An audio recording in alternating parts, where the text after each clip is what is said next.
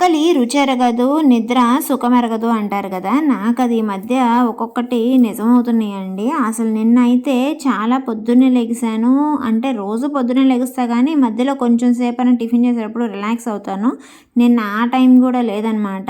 వెంటనే షాప్‌కి బయలుదేరేసాం. పొద్దున్నే వచ్చేసాం. 7:30 క్వార్టర్ టు 8 కల్లా షాప్‌లో ఉన్నామనమాట. ఇంక అక్కడి నుంచి పని సరిపోతానే ఉందండి. 11:30 దాకా ఆర్ 11:20 అనుకుంటా. అంతకుముందు ఇదిగో కొత్త రిక్లైనర్ వచ్చింది, ఒకసారి కూర్చో చూపిస్తా అన్నారు. ఆ తర్వాత చూస్తాలే నేను పనిలో ఉన్నానని చెప్పి నేను వెళ్ళలేదనమాట. కానీ ఒక్కసారి పనంతా అయిపోయినాక ఎళ్ళి అలా కూర్చున్నానండి. అసలు ఎంత హాయి అనిపించిందంటే అంత హాయి అనిపించింది.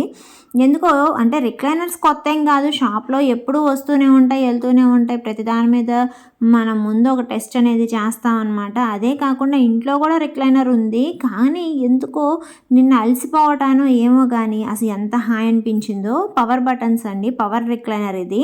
నేను చూపిచ్చాను గదా! మీరు చూసారు గదా! ఒక బటన్ నొక్కితేనేమో కంప్లీట్ రిలాక్స్ అవుతుంది. ఇంకో బటన్ నొక్కితేనేమో కంప్లీట్‌గా నార్మల్ పొజిషన్‌కొచ్చేస్తుంది.